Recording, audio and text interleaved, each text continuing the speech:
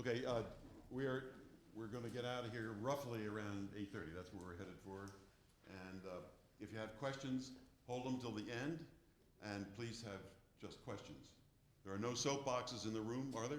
Do they? No, I don't think so. And as you all know, Jessica is an immigration expert. Spent a long time at it. She really knows the facts. Was a Foreign Service officer with the State Department, Center for Immigration Studies for 21 years, and a policy analyst. So she digs into the facts, and that's good for us. She knows things about Obama administration cooking the books for confusing his record of deportations, knows about immigrant gangs, knows about criminals being released from prison, knows about the weaknesses in the visa system, and knows about the abuse of various programs and issues, secure communities, cultural exchange programs, visa overstays, immigration fraud, and immigration crime. So she not only creates content for us all to be aware of that's exquisitely expert, but she distributes the content too, and she's doing some tonight. She's a distributor. She speaks for Fox News, on talk radio, testifies at congressional hearings, talks to political groups, and tax day rallies, and is supporting common sense immigration for all of this time and on into the future. So for us, that's extremely important because we have an inside track on what is important in this issue and who the powerful people are that considers it to be important or not so important, so that when we address our communications to them, we can either pat them on the back or on the fanny, either way. So we get to know who's going wobbly up there and can better use our time and the pressure that we have. So we're privileged to have Jessica back here again, and we'd like to welcome you. Thank you very much, Jessica.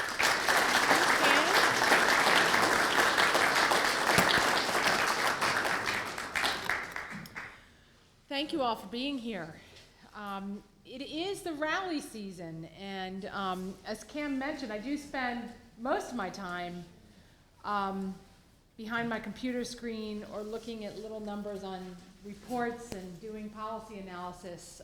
But today I actually had the chance to participate in a different kind of a rally in Washington. I was in Washington yesterday and most of today, and it was a very different kind of experience for me, but one that reminded me of why we're working on this issue. It's a big week in Washington this week. All of the pro-amnesty groups are in town, and the Immigration Lawyers Association and a lot of others are in town lobbying Congress this week. The focal point of the campaign is called Not One More Deportation. And they were holding a rally today on the National Mall, right around where the Smithsonian museums are. Beautiful day today. The cherry blossoms were out. And a lot of representatives of civil rights groups were there. There were not that many people, actually fewer than I expected, but lots of TV cameras. And I went down to the mall with a group called the Remembrance Project. And this is a group, they have now 18 state chapters, and the purpose of the group is to memorialize the lives of people who lost their lives at the hands of illegal aliens who committed crimes, who shouldn't have been here in the first place and were allowed to stay because of our federal government's failure to enforce immigration laws and because of local sanctuary policies. And this rally was going on, and this woman was on the stage, a young woman, talking about how, as an illegal immigrant, she was really suffering here. And how horrible she felt when her grandmother back in Mexico died, which is, something many of us have also experienced. And that our immigration laws needed to be changed because she couldn't go back to her grandmother's funeral because she would not be able to get back into the United States. while she was talking, we simply unfurled our banners that have the photographs of other young people, young Americans, who've lost their lives at the hands of illegal alien criminals. And we just stood there with these banners, with these photographs. And first, somebody actually heckled us, which I thought was a little odd. And then a few cameras picked up on it, and we just stood there because we didn't have a permit to be on the grass on the mall. We had to stay on the sidewalk. And with us was a gentleman from Iowa who, while we were taking this van down to the mall, received the call from his family back in Iowa that finally a sentence had been handed down in the murder of his mother-in-law. I'm not going to describe what happened to her, but just tell you that this illegal alien got life without parole for what he did to this gentleman's mother-in-law. So there are American families that are suffering very personally and tragically as a result of our failure to enforce immigration laws. And it just really hit home to me that there's a lot more behind this than the numbers that I deal with. And I was privileged to have the opportunity to be standing next to them today. This is why we show up at stuff like this, though. The cameras found us, because we just stood there, we weren't even talking. All of a sudden, there was a row of cameras filming us standing there with the banner, and then they started to come up and interview us and say, "Why are you here?" And the one who happened to talk to me said, "You know, I understand how illegal immigrant families are upset about our enforcement of our laws, but we're simply here to give a voice to American families who suffer in different ways." And so I just, wanted to mention that experience and just to remind you all too of one reason why we're doing this. So, and there's an opportunity for us, if people are interested, to try to do a similar event here, because there, not only are there bad bills pending before Congress that we need your help in addressing, but there are two pretty bad bills that are still being considered by our own representatives on Beacon Hill, who need to get that message. The legislators need to hear that message as well. So that's what I want to talk about. First, quickly go through what's happening in Washington. I also had the great pleasure of doing what they call Radio Row today. The Federation for American Immigration Reform had an event. It's actually today and tomorrow, where they bring in talk radio hosts from all over the country and a bunch of people to give interviews. And you just can go from one booth to the next talking to people about your particular angle on the issue. Howie Carr was there. I don't know if any of you heard him today. I didn't see him because I left before he got there, but he may be there tomorrow too. Sheriff Hodgson from Bristol County was one of the experts who was there as well. So it was a great pleasure to see him active also. And so here's what's happening.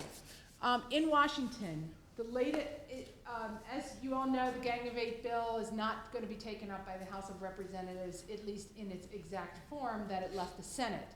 However, the Speaker of the House, John Boehner, is not giving up, not going away quietly, and the latest move to get this massive amnesty, doubling of legal immigration and doubling of guest workers and evisceration of immigration enforcement initiative through the U.S. House is that they attached or tried to attach to the National Defense Authorization Act, which is the appropriations bill for the Department of Defense, a provision that would have provided an amnesty for illegal aliens who join the U.S. military and serve.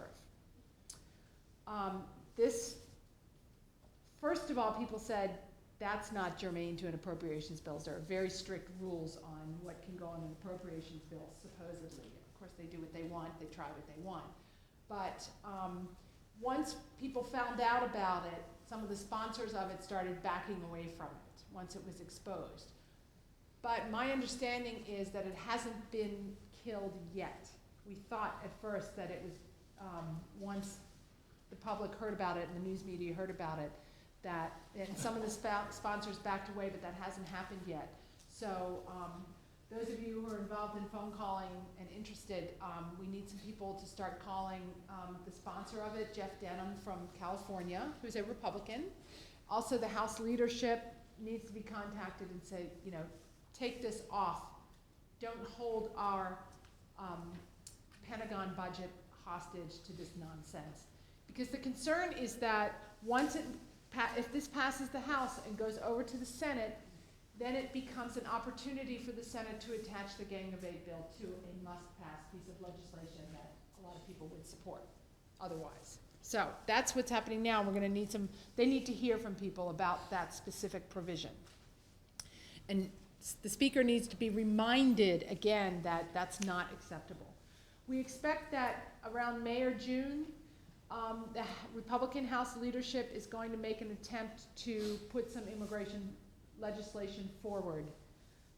We don't know exactly what it's going to be yet, but get ready for that. While we're waiting for whatever shoe is going to drop in the House, we have some issues to deal with here in our state as well. And many of you were involved in and heard about the so-called Safe Driving Act, which was a bill that was introduced to provide driver's licenses to illegal aliens here. And anybody else from any other state who would like to come and apply for a driver's license and not have to give a social security number or any other kind of verifiable identification to get that. A hearing was held in early March on Ash Wednesday, and we made a great showing. A lot of people who were opposed to the bill came, gave good testimony. We had a core group of Republican lawmakers who came and testified against the bill. Sheriff Hodgson came. A lot of people, CLT was there, a whole bunch, some of in the room. So it was a long ordeal, but we made it through. And I am getting the impression that the Joint Transportation Committee, where this bill currently is being considered, is not really eager to take a vote on it, which is would be the next step would be for the committee to vote on it, for it to proceed. Normally, the bill would have had to have been passed out of the Joint Transportation Committee by March 30th for it to be still alive. However, the committee leadership gave the bill another opportunity by extending the deadline to May 15th. So if this bill doesn't pass by May 15th, supposedly it's dead, which is what should happen to it, gone off to further study. So there is an urgent need to keep pressure on the Joint Transportation Committee to either vote the thing out of existence, which I don't think they're going to want to do, or ask them to send it for further study and effectively kill the bill. John O'Mara has a list of the members of the Joint Transportation Committee, which is all the people who need to be contacted about this bill. We need to keep up the pressure, and there are a lot of things that we can do to not lose the momentum that we got going at the time of the hearing in early March. So we could use some help on that. The other bill that is before the legislature now is called the Trust Act, another inappropriate name for a really bad piece of legislation. The really scary thing is it actually passed out of one committee, out of the Joint Committee on Homeland Security and Public Safety, which is chaired by Mr. Tumulty of Walpole. This bill is, the goal of this bill is to undermine secure communities and that program, and to make immigration law enforcement very, very difficult to accomplish in Massachusetts. I was talking with Sheriff Hodgson, and we both actually believe that the bill is unconstitutional, because what it seeks to do is to prevent law enforcement agencies in our state from cooperating with federal immigration authorities. It forbids them from sharing lists of inmates to ask ICE to screen them to see if any of them are deportable. It has a provision in it, the main provision in it that is problematic is the bill states that no illegal alien who is arrested in the state may be held in custody for ICE to pick up unless they already have a conviction for which they served 5 years in prison. So if you're an illegal alien and maybe, let's say you did 4.5 for whatever, and you got out and you weren't picked up by ICE and you get arrested again, the local police agency or department or sheriff's department would not be allowed to hold you for ICE to come get this person. Tonight on How We Car, they said California already passed that law. California's is not nearly as bad as this. California's only allows them, I mean, certain, there are actually, there's a much smaller number of criminals. California's is bad too, don't get me wrong, but it's not, this would be the second worst one in the country, with the worst being Cook County, Illinois, Chicago, where they don't pick up, even if you've done 5 years, you can't, be held for ICE. Is there a provision in that bill that if you've been here in the state of Massachusetts for 2 years or longer, that no record of any kind can be used from any previous states? They were discussing that today. See that? Oh, really? I came in the room when it was. I heard that. I don't know if that's in this one. I can check. Well, I don't remember seeing that I one. heard the word more than 2 years. They're trying to get it changed. Yeah, they basically want it's another way of providing amnesty, and the people who will benefit are criminals. I mean, it's making even a serious criminal record not a basis for your deportation. It makes it extremely difficult for ICE to do its job. Some of the other provisions, they can't transport. Sheriff Hodgson has a program in his jail. Well, he'll deliver them to ICE.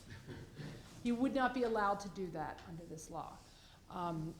And federal law explicitly states that no state government may prohibit a public official from communicating with ICE or Department of Homeland Security about someone's immigration status. It's a very clear part of federal law, but this would go against that.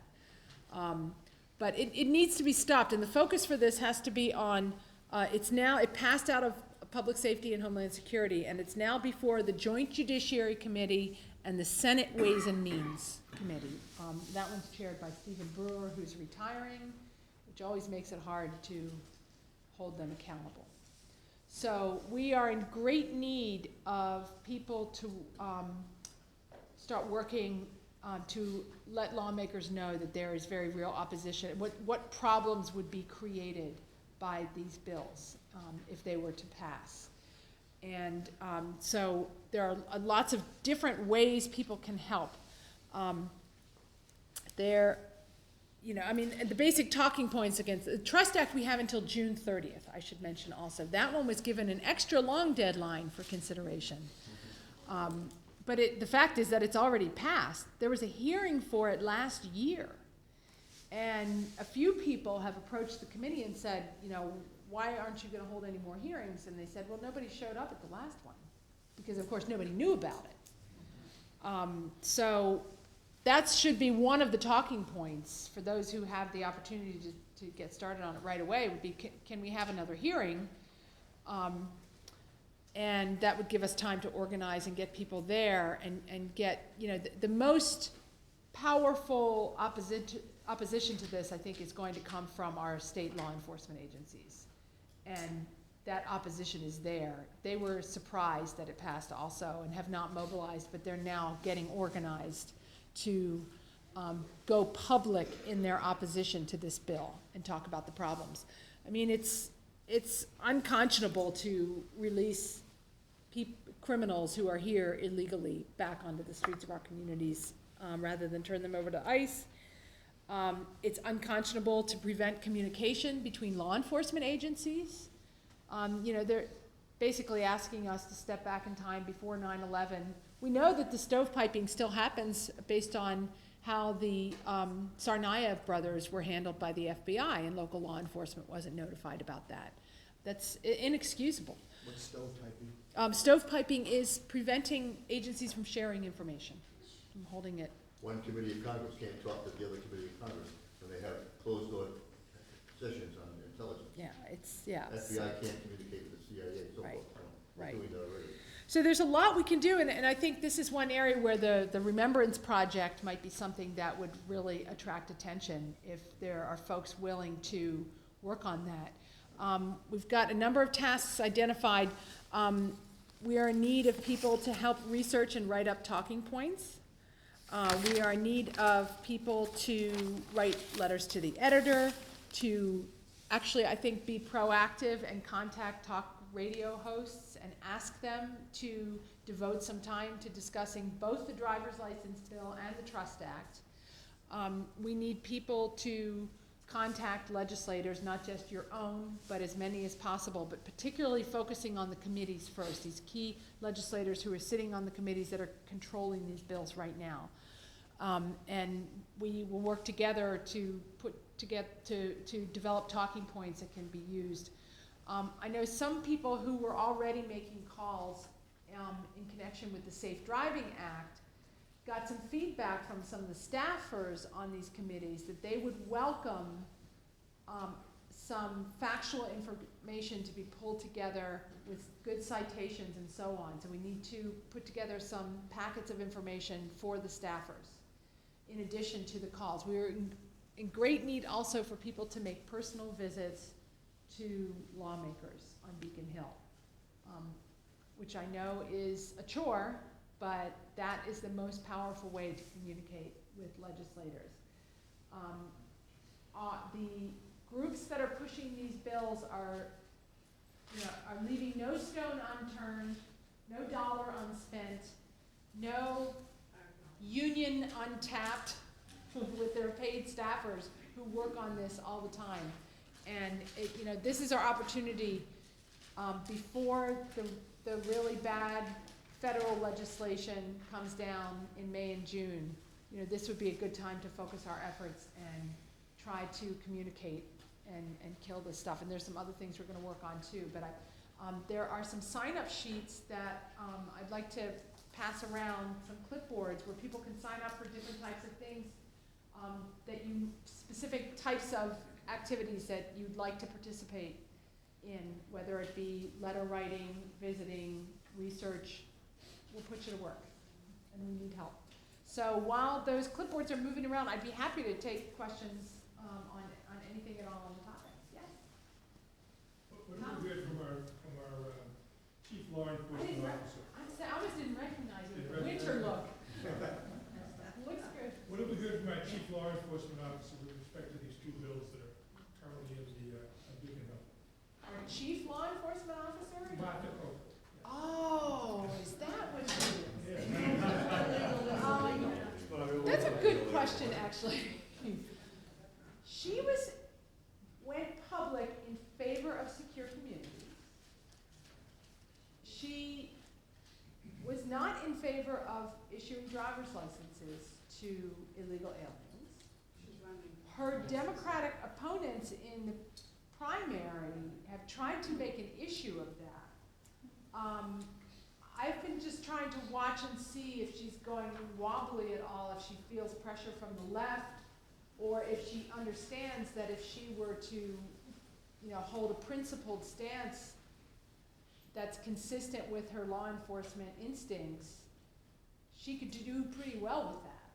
But she always says that it's not illegal to be illegal, so. Yeah, well, unfortunately it is illegal to. On the other hand, in her defense, I have noticed that her office is prosecuting a lot of labor violations. And you'd never know it to read the Boston Globe, but a lot of these involve illegal employment. And I think that, to be fair, it should be pointed out that that's one way to address the problem, is to hold the employers accountable. And I think that we should be grateful that they're doing that. It remains to be seen, though, if she will sustain those views, because all of the other Democratic candidates are pro-amnesty, anti-enforcement. So, I feel like we should give her credit where credit is due. Actually, there's another activist group on immigration that is mostly people who are Democrats, and I've told them, you need to support her and say, this is the right position. Because if she were to become the next governor, that would be an improvement over what we have. at least on that issue, so. Well, yeah, I mean, but we don't have, who knows what she really thinks, we don't care what she really thinks, all we care about is what she does. And that the laws get enforced, whether we convince her otherwise or not, so. Yes, sir, in the back. Hi, you mentioned John Boehner, Eric Cantor, and the House.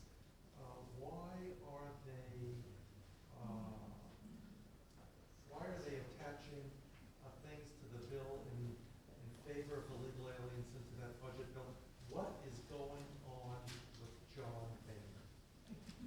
Very They don't good wanna rock the question. political vote. It's a combination of two things, I believe. He really wants to pass comprehensive immigration reform, as you all know, which is this big immigration extravaganza and benefits illegal aliens. Because he actually seems to believe that this would be a good thing for the Republican Party. That immigrants who become citizens and voters would actually flock to the Republican Party because the Republicans pass it. He actually seems to believe that. The more important factor, though, is he is beholden to the deep pockets who want to see this thing pass because it means cheaper labor for their industry and the ability to completely bypass American workers that, for lots of different reasons, they don't want to invest in. And that's who's calling the shots as far as Can he's I ask concerned. a part two to that? Sure. Is there any way to identify the deep pockets that have his ear? Yes, but I don't know that information myself, but others have written about it. And I'm trying to think where that has come out. Breitbart has probably reported on that.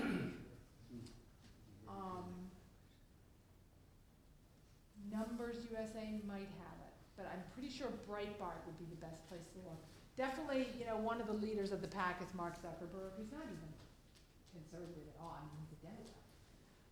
But it's a lot of the Silicon Valley types, the J.W. Marriott's, the big corporations in the hospitality industry, agricultural interests. So And American Chamber of Commerce is behind it. yeah, That's a big Just the U.S. Chamber. in the event that the Immigration Reform Act doesn't pass, what can we expect from the corner office?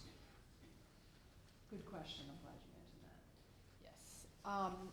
We fully expect, and it's going to happen, there is going to be more executive action, the use of the pen and the phone to abuse authority and not enforce the law. It's going to happen. The only question is when. I believe, the president recently told a bunch of activist groups that to give him 90 days. And then he'll act. And if Congress doesn't act in 90 days, then he's going to act. There's no way Congress is going to act within 90 days. It's impossible. So he has ordered Secretary Jay Johnson, the Secretary of the Department of Homeland Security, to conduct a review of deportation policies with the goal of making them more humane. The Secretary is conducting that review right now, and it's going to go on hopefully for a little while longer because a number of organizations have asked to be heard as well, including the Remembrance Project, to talk about American families. But there are definitely some things in the works. I'm definitely hearing that the agencies are preparing for more executive action, either in the form of just excusing more people from deportation. Right now, deportations the president is referred to as the deporter-in-chief. I recently wrote a report that got some play last week using government statistics that show that the ICE, the immigration agency, their agents reported in 2013 encountering more than 700,000 illegal aliens, most of whom were identified through secure communities or through a referral from a local jail where they had been arrested for a local crime. ICE chose only fewer than 200,000 of those to be deported, leaving the other 3/4 of the people that we as taxpayers paid ICE agents to go out and interview in the jail. They walk away from those cases now because of the administration's policy.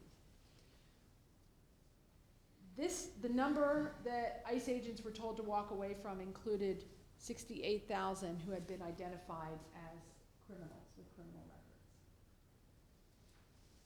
Let go, not worthy of their time, not put on the path to removal, not held in custody.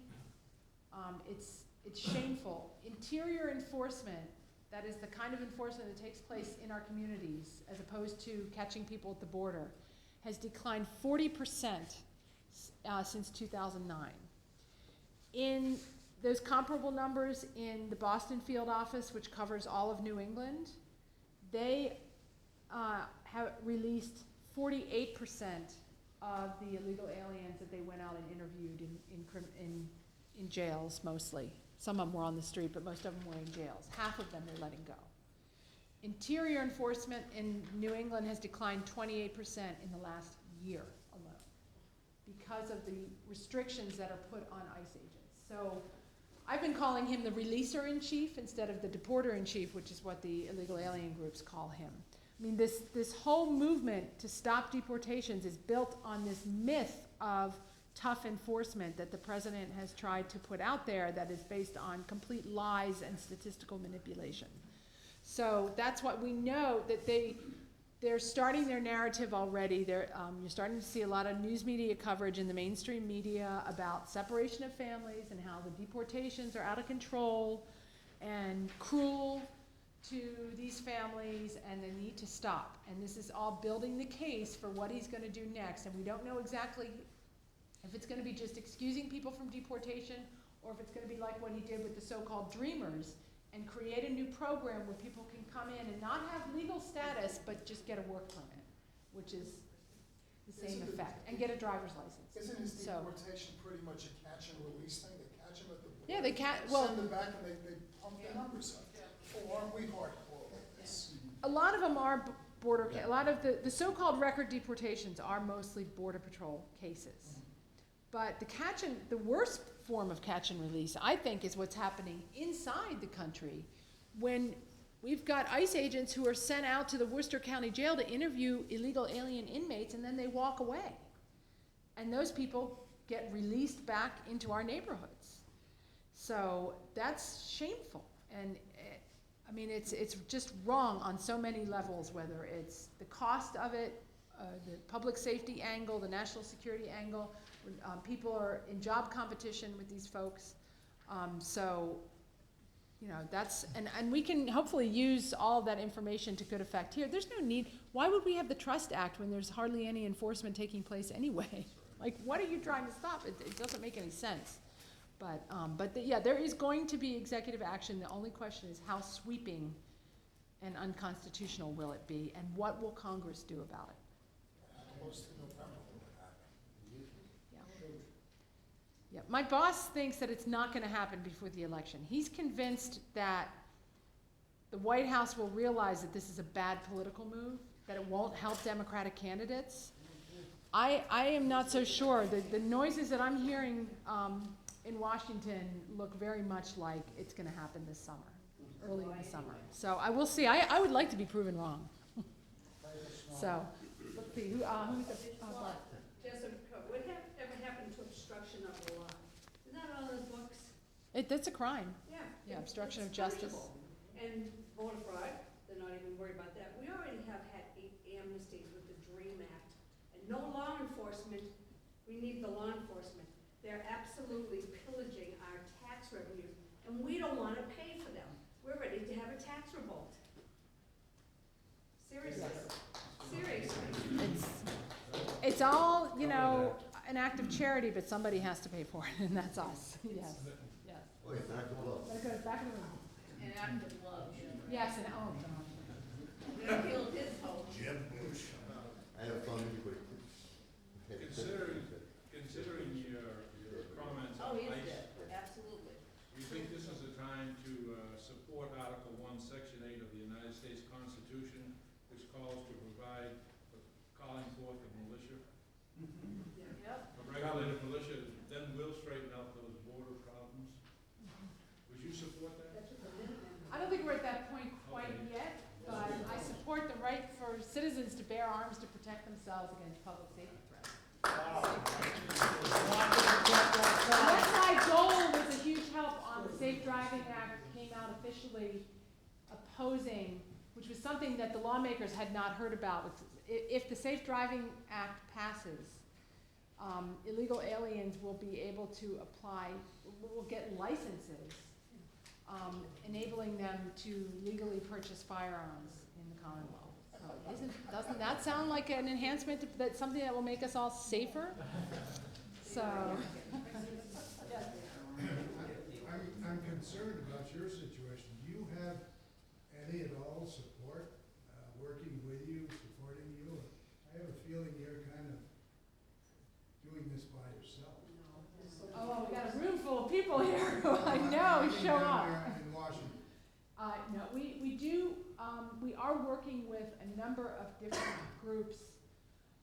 There are a couple of offices, one on the Senate side, one on the House side, that are coordinating information, talking points, and so on. There are 3 main immigration groups that are opposed to the gang, that are for pro-enforcement, anti-amnesty. It's my organization, Center for Immigration Studies. It's the Federation for American Immigration Reform, and Numbers USA, which is an especially effective way to get the message to Congress. We're also working with Heritage Action, Tea Party Patriots, who else? Eagle Forum is good.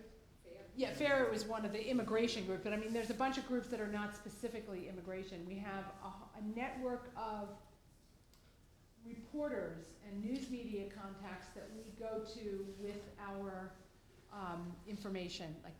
We decided we had to go on offense last week because the president was starting to talk about executive action. So that's why we coordinated to get out this study that I did on the releases of criminal aliens. And we offered it to mainstream media, nobody picked up on it, but we got great coverage putting it out through Breitbart, Washington Times, National Review, Fox News, and I'm trying to think who else. Blaze. Yes, Blaze covered it, they were one of the first to pick up on it. And we got a buzz going on about it. We're talking to each, we know right now, we have to talk to the House Republicans. They're the ones who have to stand together and lead the speaker away from, convince the speaker that any effort to pass a massive amnesty is going to fail in the House, and so he shouldn't try it. So that's why, the focus is, the debate right now is very much within the Republican Party. And I wouldn't even say just within the party, but it's between the rank and file members of the House and the Republican leadership in the House. It's a small group of people. It's the ones who want to pass this bill there's no more than 16 Republicans, we think, in the House who are in favor of this. But unfortunately, a lot of them happen to be in leadership with a few others. But if the rank and file members of the House stick together, nothing is going to happen this year. It's a big if. We have to make sure that they do stick together. If we can get through the summer, then the next risk will be the lame duck session after the election, when there will be a bunch of people who are not coming back and have no reason not to accept huge donations to vote for this package. But right now, the rank and file House Republicans hold the cards and are sticking together. Isn't that why Boehner's can't do anything? can't, he Doesn't won't, have the votes. he won't have the votes, and it would be, some have said, it will be his last move as speaker. And I don't think he wants to go out that way. Who knows if he's even coming back? Where does Eric Cantor stand? Eric Cantor's right there with him. All right. Rubio has told the House Republicans not to pass his bill. All right. Okay. Paul Ryan is right there with Boehner. Paul Ryan is really trying to work it to pass this amnesty. Don't they care about the citizens and the grandchildren? No, They don't see, they have this idea, the money and this idea that it will benefit the Republican Party, which is just They'll nonsense. bankrupt us. So I'm gonna, go to Len and then Patrick. Jessica, in Arizona, of course, Joe Arpaio is, I think, making a lot of noise. I wonder if there's good fodder for people there. He's talking about, he arrests people, turns them over to ICE, and they come back, he's arresting them the third, fourth, fifth time. These are child molesters, these are rapists, these are murderers. Is there fodder there to go to get, are you familiar with? Oh, I'm absolutely familiar with the problem there. Maricopa County in Arizona, which is his county, has been targeted for non-enforcement by ICE. But there's nothing. He ought to put. Yeah, they He ought to basically, take the ladies' underwear on them and put them in. they are, Sense. ICE agents there are told specifically to, not to cooperate with, with the people that they arrest and to release them. There's nothing, nobody's suing, that we don't have, there's nothing, we have yet to figure out what can be done about it other than talk about it. Can we break the law? Which ones can we break? About Right, income tax evasion. right, I have a family, since when does that give me an excuse to do We have whatever? our own criminals. So, Cut them out. Well, one quick comment. They always talk about the dreamers and they make them sound like, oh, these nice kids. Maybe you should call your 68,000 criminals the nightmares or the night terrors, just to kind of throw it back at them. My question is that it doesn't seem to be heavily reported. ICE agents and their unions, et cetera, are very much against what Obama is doing. Why didn't that played up more in the media? The straight taken from that brought forward saying, we're the people who are dealing with this situation, and they are so against what's happening, and saying it's dangerous. Why didn't that be more publicized? Outside of the retaliation back and forth. Right, it is, I would say it is well publicized within the small network of news media outlets that are willing to talk about it. It's tough to get that message, the mainstream media just does not want to write that story. But, the union has been absolutely fantastic and very active and will be, continue to be. And somebody who hasn't, Ralph. On the local front, on the state front, you're talking about Sheriff Hodgins, and what are the rest of the law enforcement folks saying about this? About trust and drive, they're horrified. Exactly. Horrified. So why aren't they on a bully pulpit screaming? Are they afraid to lose their jobs? Very good question. Because they Some of the come police- after us. Some of the police chiefs are afraid to speak out. They've had their internal meetings and discussed it and grumbled about it, but very few of them are willing to go public. I hope that they're having conversations with legislators. They should be encouraged to do that. But most of them are nervous about it politically. At least the chiefs, the sheriffs are very, there's a core group of sheriffs that has expressed a willingness to now get a little bit more active, especially with respect to the Trust Act, because of the fact that that passed one committee, that it was kind of a wake-up call that they need to get out there and educate people. Second part of that question is, based on what you just said, we are going after, the list of these folks who are in office. Why are we not doing the same thing with the sheriffs and the chiefs? That's a great idea, why not? They're not doing their jobs. They should be thrown out. They gave a no. They should at Well- least be talk to. Some of them get a position. want to, are our allies in this, so, but they should be encouraged to speak out publicly. Last time, when this happened on Secure Communities, and several sheriffs were very vocal about their interest in having the program, the governor tried to cut their budgets blatantly, and actually had the support, earned the sheriffs the support of the speaker, DeLeo, and a few others who said, Governor, I'm sorry, you can't do that. That's pure political retaliation, so he'll try, but, they feel comfortable that they will be supported if they do speak out on this. Just So. that these folks have been trying really Sorry. hard.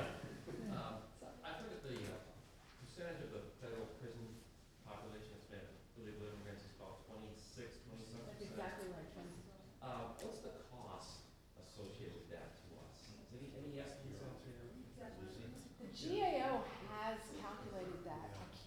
I just don't remember the figure off the top of my head. And they have also calculated the cost in the 5 biggest states for their local jail population. It's millions and millions of dollars, definitely. So, yes. What is the Democratic argument for the Trust Act? The Democratic argument for the Trust Act is that if local law enforcement agencies are allowed to cooperate with federal immigration authorities, and people are being deported after a local arrest because someone had contact with local police, then that will make immigrants in the community so fearful of the local police that they will no longer report any crimes or seek any help from local communities. That's why, hence, the Trust Act. It is nonsense. There is no government statistics that back up that this happens. All the academic studies that have been done on this find that this so-called chilling effect doesn't happen. If you talk to actual law enforcement officers, you find that it's a bunch of nonsense. But this is the myth on which the Trust Act is based. And this is happening nationwide. This is part of a national campaign specifically aimed at undermining the Secure Communities program and making it impossible for ICE to do its job. And that's big time framing.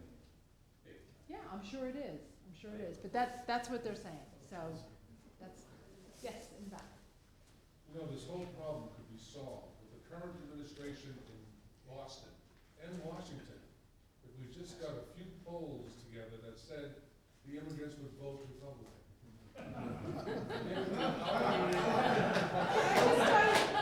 Ann Coulter had a great line. She said, if illegal aliens voted Republican, then Chuck Schumer would be a Minuteman. And that just said, but yes. Yes, on this Trust Act, a lot of people from third world countries have fear of the police because the police are part of the problem if they live in police states. So when they come over here, they take that with them. So that notion that they're afraid of local police, they had that before they ever got here. In some cases, although actually the Department of Justice data that I've looked at and some academic surveys have found that in fact women from Central America turn out to be more trusting of police here in the United States because of that reason of their experience with corrupt police at home.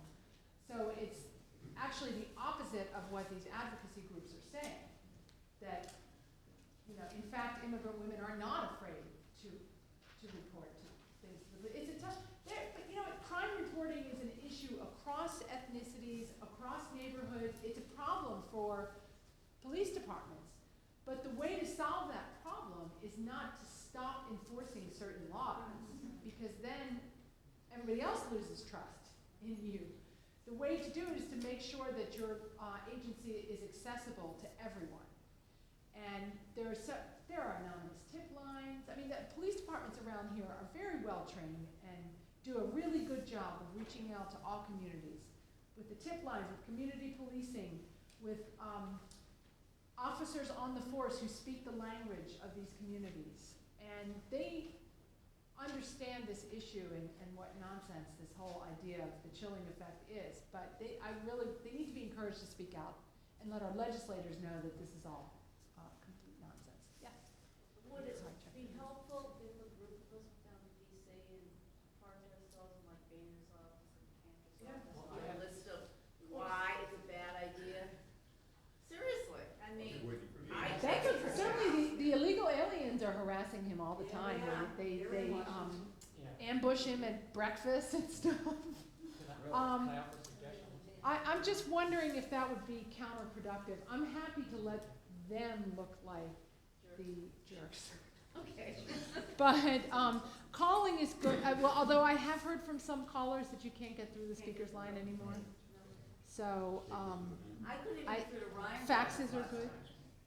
None, zero.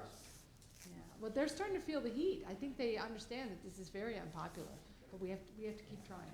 Can I have a one? Chuck? Do you have knowledge or an inkling which way Charlie Baker stands when it comes to immigration issues? Last time he ran was very good. I don't know about legal immigration issues. I don't think it came up. He probably gives the kind of milquetoast of yes, we, welcome immigrants, which is fine. But he was good he came out, he was one of the first to come out and support secure communities. And I think there's reason to believe that, he wouldn't be opposed to it, but I don't think he ought to be questioned about it. So, to really be pinned down and understand that this is an important issue, so. Yes? Driving up here, listening to the Howard Carr show, useful thing to do. Yes. And I heard a figure that there were 25 U.S. citizens killed by illegals, and 13 were homicides, and the other 12 were accidents, typically like DUI. I was wondering if that figure sounded right to you. I don't know. I haven't heard it expressed exactly that way. The source was Representative Steve King from Vaughan. Okay, I know where he got that then, from the GAO report, yes, and that's something that you can cite. There's been over 100,000 Americans killed or murdered, including the ones on 9/11. If we enforced our immigration laws, they wouldn't have died that day. Not to mention Marathon Day. That's over 9,000. Marathon Day too. That's over 9,000 That's right. each year. Yeah, it's hard to get that information, but yeah, that's a quotable number, I would say. Sorry, I'm sorry. Oh, did you pick someone over there? No, because he's asked a question. Well, yeah, I was gonna use go to my left hand here, so, but, you're my fourth. Perfect. Couple things, as far as, national and, Maryland, you're asking to go to DC or something like that. One suggestion I have a very good friend in Virginia who is the head of the campaign of, his name is Dave Bratt, who is contesting Eric Cantor. And so he's the head of the campaign down there, and I'm hoping to get flyers and so forth. Have you heard of Dave Bratt? Yes, I have. Yeah, so they're trying to primary Eric Cantor, and from what I understand, they're having fairly good success. So I'll get flyers, and if anyone else, I want to definitely pass it out. If anyone wants to contribute, do phone banking, I don't know what the details are, but if we can put a dent in Eric Cantor, get rid of him, that would be a great thing. And Dave Bratt is a good candidate, and I know the campaign pretty well as far as that's concerned. Or even show that there was significant opposition, even if he's not able to oust Cantor. What my friend had told me was that apparently what he's going on anecdotally, Eric Cantor has had campaign events, which were fairly sparsely attended compared to previously. So, if he's not getting the message yet, it's beginning to look not the greatest for him. And then, just a couple other things I wanted to mention. As far as the testimonies in the State House, for anyone who's interested, I'd be more than happy to share. There's a link to YouTube, the complete length of them. We have a couple different ones. We have of the testimonies against the legislation and also testimonies the whole length. And on the whole length, I'm interested, and if anyone else, I could, please give me your name. I can get a list. But what I would like to do is dissect everything and look at the testimony testimonies of all the people and poke holes in their testimony. We could, they're probably all the same. They're the same charity cases, the same, garbage base. I mean, there's some, arguments that are maybe legitimate, that appear legitimate, but I have the whole thing, and I'd like to break it up and analyze, look at each segment of the testimony and be able to contest it. And then just one final thing, I'm sorry. As far as the truth, whether it was the Truth Act or whether it was The Trust Act. The Trust Act, I'm sorry. I guess I just want to say for those, a lot of people are very involved here, do a lot of great work. But for anyone who's shy about talking to the representatives or senators in the state or whatever, I can tell you I had a great experience myself debating my representative and my senator. I really felt that once I had formulated a really sound argument, I felt great poking holes in them. Basically, I don't want to say I humiliated them, but they had no argument. And basically, the Senator Meyer is very liberal.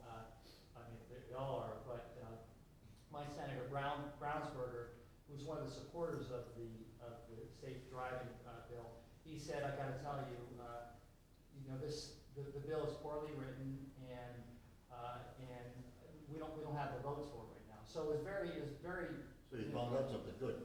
Well, yeah, I found out something, but it also was vital when intel you have a good and argument. It feels pretty darn good to be able to debate with this guy who's got all these credentials and so forth. And so I would say that for anyone who I would really encourage people. Once we have a good argument, it's so empowering to go ahead and poke holes in these people. Right. And we need to repeat the good arguments too. Over any good argument that's worth making is worth making over and over and over again. And I just had a quick, do you think that video could be boiled down, like edited, to pull out some of the key points and maybe distribute it to, some of the people who weren't at that hearing? Well, if anyone wants to join me, I'm not a production group. I have access to a couple different videos. There are a couple people videoing it there. One person he does this for a living, and I got a copy of his, and he does more promotion things. But the problem, I don't think he has the full length of it, but someone else has the full length of it. And if we get good ideas, we could probably persuade them. He has the full length on YouTube, and so if it's cut up and so forth, that people have good ideas from whatever we could do, that would be That's fantastic. Yeah. I know many of the people in this room, and I don't think you have to worry about them being shy. That's true. I don't think that's going to be their problem. But even some of the outrageous statements of the people who were supporting the bill, maybe juxtaposed with the answer to it, that could be a really powerful piece. We have it. I couldn't even watch it. A lot of it's just repeats. They have, I don't mean to belittle them, but it's the charity cases of people busloads coming in, being paid, and it's the same thing over and over again. They have interpreters and so forth. Just like the voters. They're bringing in a bus and they go from full place to full place. Let me, how many, one question more? No. Oh, okay. Okay. Who has not had a chance to ask a question? Oh, I'm sorry. I have a question and a comment. The question is, you mentioned the banner down in Washington. What was said on the banner? I have, if I can show you the packet after we're finished, but it basically said stolen lives, and then Remembrance Project, and then it has the name of the individual who died or was killed, and their age, and a picture of them, and then a little bit of information about them. And there were only 7 or 8 of us, so we could hold up, I think, 3 banners in that. So we don't need immigration reform.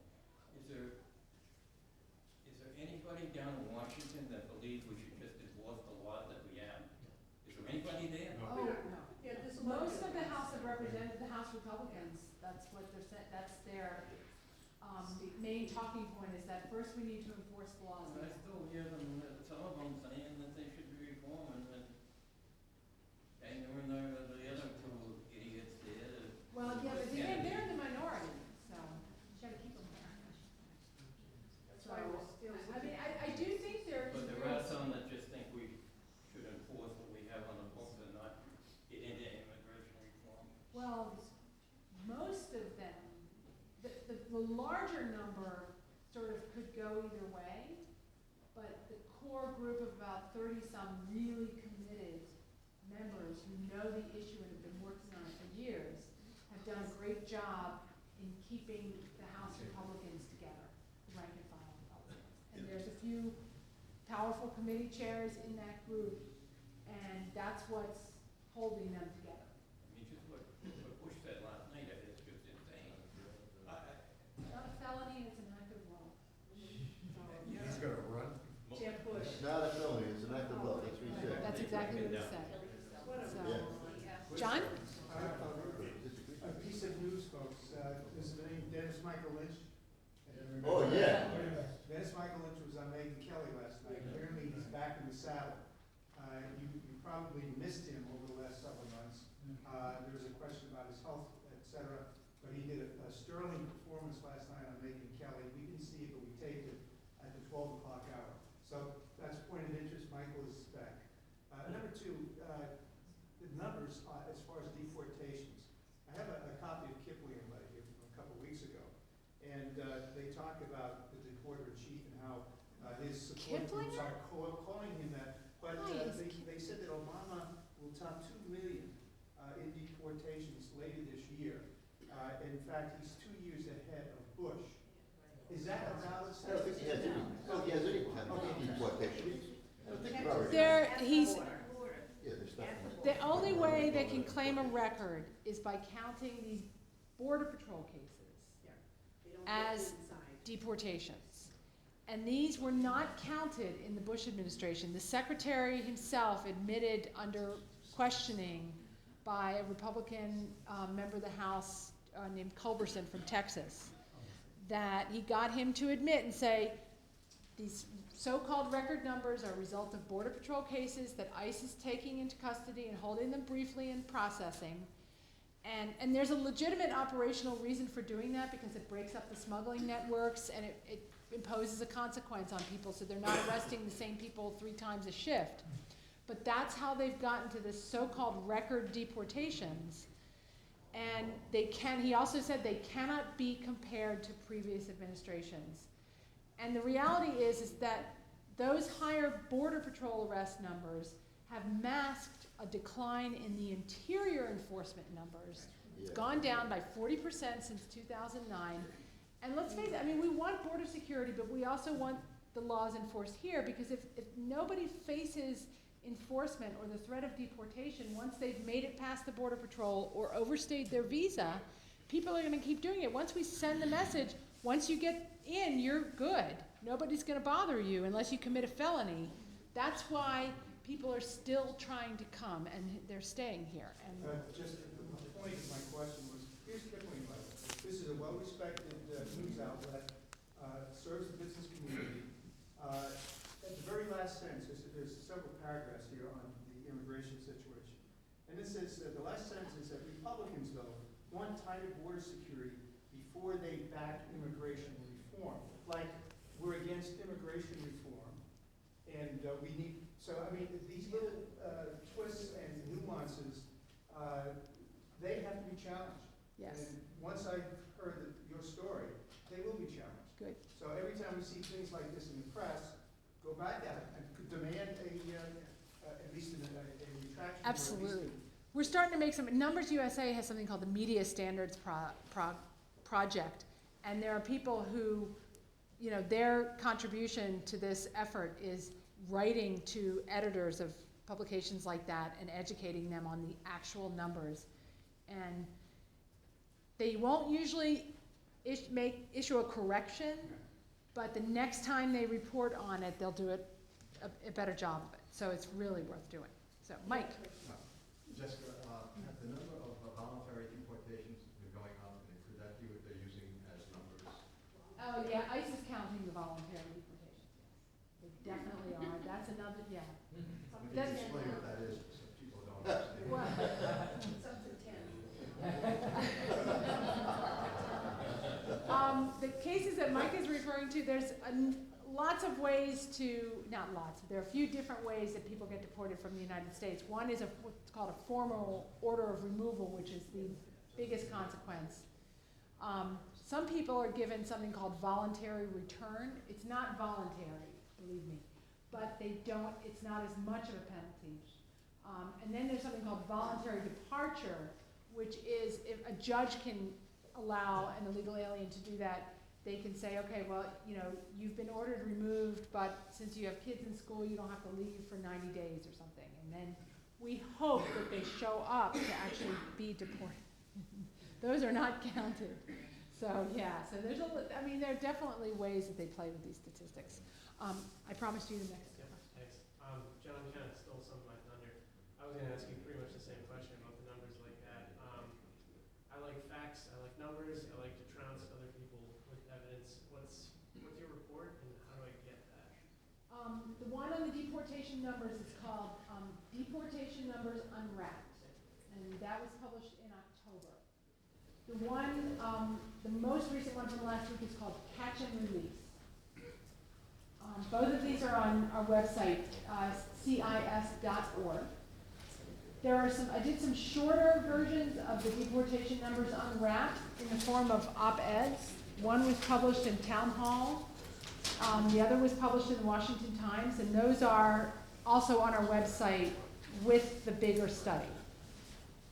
So, yeah, that's great to really hold them accountable for how the news media report these numbers. Yeah. And we had a breakthrough, actually, the Los Angeles Times did an article last week talking about the smoke and mirrors on the deportation numbers that pretty much mostly got it right, amazingly enough. So what's happened now is the administration first was denying that these were not record deportations, and now they are spinning them. So we're making progress. If we could get them to move from denial to spinning. Is there anybody who has not asked a question that would like to? Yes, sir. And then hidden within the illegal immigrants coming from Mexico and other southern states are some radical Islamists and folks from Pakistan. Is the proportion of these other than Mexican immigrants increasing or decreasing?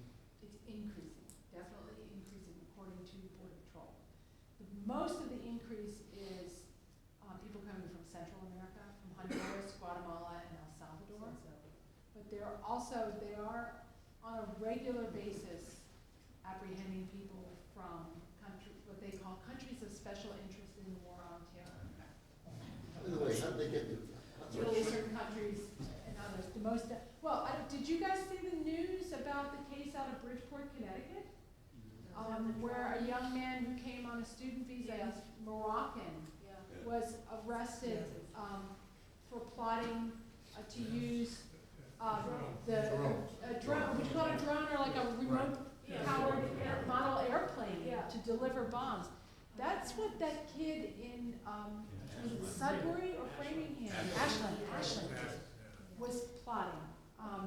So he was in Bridgeport, Connecticut. They said that he had planned to attack he wanted to attack the ICE office in Hartford, Connecticut, and also an out-of-state university near Connecticut, which, is not too far. We don't know which one, but it could well be something in Massachusetts. So there definitely is still a threat of terror attacks, and people abusing our visa system. Absolutely. One of the lynch videos said there were a lot of Chinese coming too. Yes, that's right, from China. Yep. The smuggling organizations will bring anybody who pays them.